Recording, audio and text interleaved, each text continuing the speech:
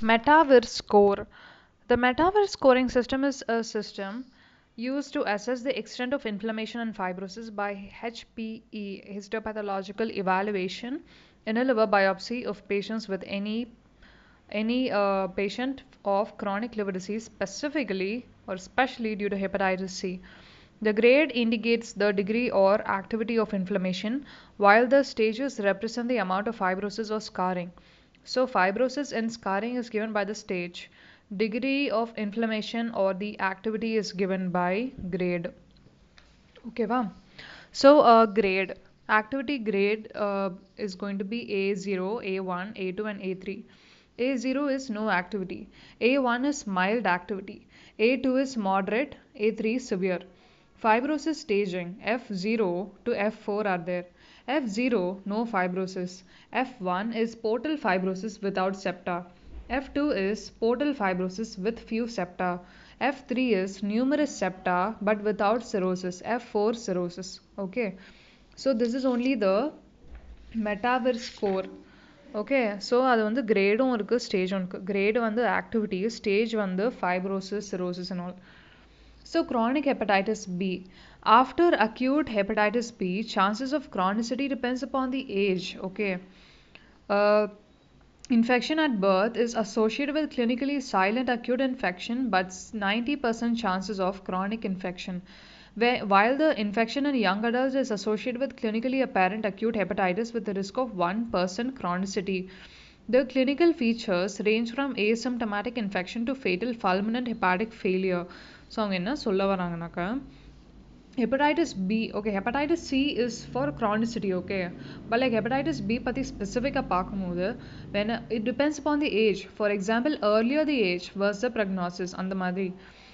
So like if it's going to be an infant who is going to get the infection, there's a 90% chance of chronicity. On the other hand, if it's a adult, like young adult, who is getting the hepatitis B acute infection, there's just 1% risk of developing chronicity. அந்த மாதிரி சரியா? Yeah. So it's like that. And then the fatigue is the most common symptom, along with intermittent deepening of jaundice, malaise, and anorexia. Although progression to cirrhosis is more likely in severe than in mild or moderate chronic hepatitis B.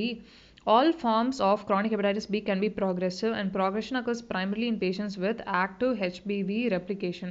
So like அவங்க சொல்றாங்க என்னன்னாக்கா எல்லாருக்குமே தெரியும், if it's going to be severe, there's more chance of chronicity and shit.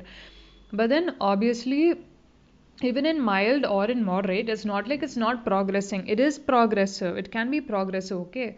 And then progression will depend upon the activity status. So like active HBV replication inchinaka, there's going to be more chance of progression, okay? In populations of patients with chronic hepatitis B who are at risk for hepatocellular carcinoma, the risk is highest for those with continued high level of HBV replication. Therefore, management of chronic hepatitis B is directed at suppressing the level of viral replication. Why?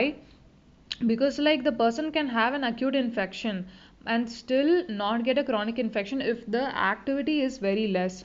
So activity அதிகமா இருந்துச்சுனாக்கா they are going to develop chronicity, okay? So like and if it's going to be chronic naka, obviously hepatitis the hepatocellular carcinoma risk is also very high. The risk is highest for those with continued high level of HBV replication. Okay, so that's about it. And then we have a lot of complications, okay, like 16 complications. I'm just going to say the weird syndromes kind of complications, okay? So the first one, which I would say three things now. So it's Giornetti-Crosty syndrome, the first one.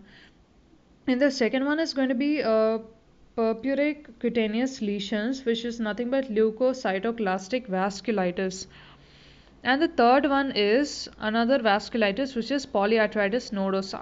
Okay, with this we will complete. So like polyarthritis nodosa is seen specifically with hepatitis B. The purpuric cutaneous lesions are nothing but leukocytoclastic vasculitis. And the Giornetti-Crosty syndrome, it occurs in children.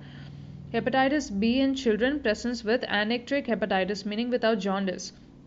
A non-pruritic papular rash on the face, buttocks, and limbs and lymphadenopathy, which is papular acrodermatitis of childhood. So Giornetti-Crosty syndrome is papular acrodermatitis of childhood.